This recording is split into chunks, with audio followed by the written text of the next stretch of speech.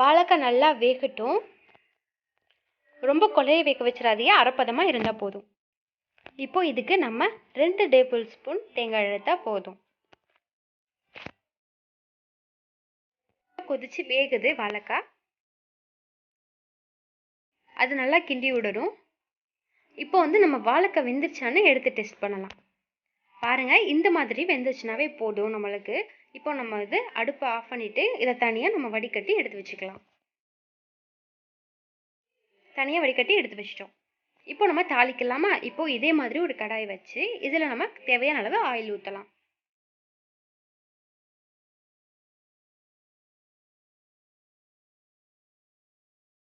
Oil நல்லா heat ஆகணும். அதுக்கப்புறம் நம்ம இது கூட கடுகு சேர்க்கலாம்.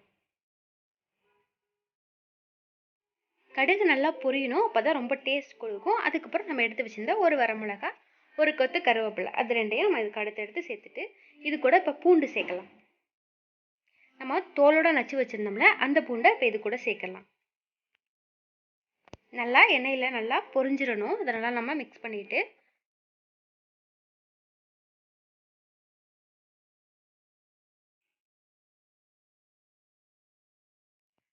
பூண்டு நல்லா வதங்கினதுக்கப்புறம் 2 பச்சை மிளகாய் இது கூட நம்ம சேர்க்க போகிறோம். பச்சை மிளகாய் நல்லா வதங்கினதுக்கப்புறம் நம்ம எடுத்து வச்சிருந்த வெங்காயத்தை இது கூட சேர்க்கலாம்.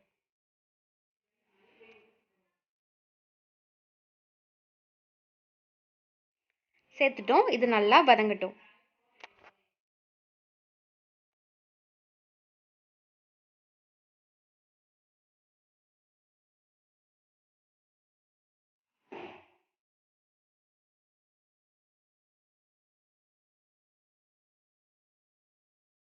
வெங்காயம் நல்லா வதங்கணும். நம்ம இப்போ இதுக்கு தேவையான அளவு நம்ம இப்போ இது கூட உப்பு சேர்க்கலாம்.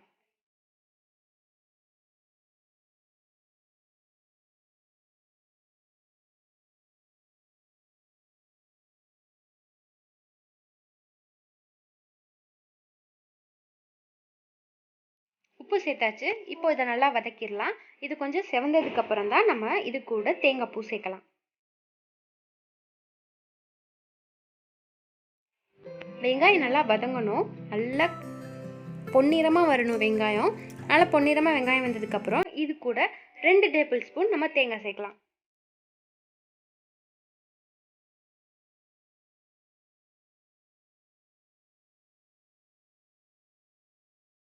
எல்லாத்தையும் சேர்த்து நம்ம நல்லா வதக்கிக்கலாம். இப்போ நம்ம இடிச்சு வச்சிருந்தோம்ல அந்த ஜீரகம் மிளகு அதை இது கூட சேர்க்கலாம். அதையும் இது கூட சேர்த்து நல்லா நம்ம மிக்ஸ் பண்ணிக்கலாம். இப்போ மிக்ஸ் பண்ணதுக்கப்புறம் நம்ம வடிச்சு வச்சிருந்த வாழைக்காயை இது கூட சேர்க்கலாம்.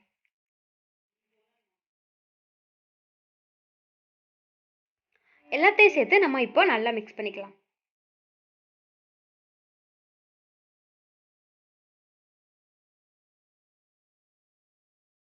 இப்போ நம்ம எல்லாத்தையும் மொத்தமாக மிக்ஸ் பண்ணிட்டோம். அடுப்பை கொஞ்சம் நம்ம சிம்லேயே வச்சு இதை கொஞ்சம் நம்ம மூடி வச்சுட்டு வேக வைக்கலாம். நம்ம ஏற்கனவே வேக வச்சிட்டோம். அந்த மசாலாவோட கொஞ்சம் அதோட டேஸ்ட்லாம் வரணும்ல, அதுக்காண்டி கொஞ்சம் நம்ம மூடி வச்சிருக்கலாம். இந்த மாதிரி நம்ம அடுப்பை சிம்லேயே வச்சு இந்த மாதிரி நம்ம கிண்டி விட்டே இருந்தால் நம்ம போட்டிருக்க அந்த ஜீரகம் மிளகு அதோட இதெல்லாம் டேஸ்ட்லாம் நல்லா வாழைக்காயோட நல்லா மிக்ஸ் ஆகி நல்லா வேகும். அப்போ தான் ரொம்ப ருசியாக இருக்கும். அதனால் நம்ம கொஞ்சம் அடுப்பை சிம்லேயே வச்சு மூடி போட்டு கொஞ்ச நேரம் நம்ம அதை கிண்டி கிண்டி வேக வைக்கலாம்.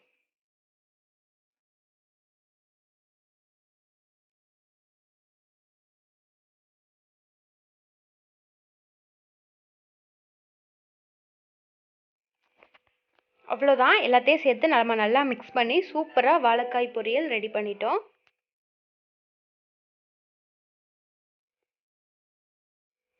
ஓகே ஃப்ரெண்ட்ஸ், இவ்வளோ நேரம் நம்மளுடைய சேனலை பொறுமையாக பார்த்த அனைவருக்கும் நன்றி.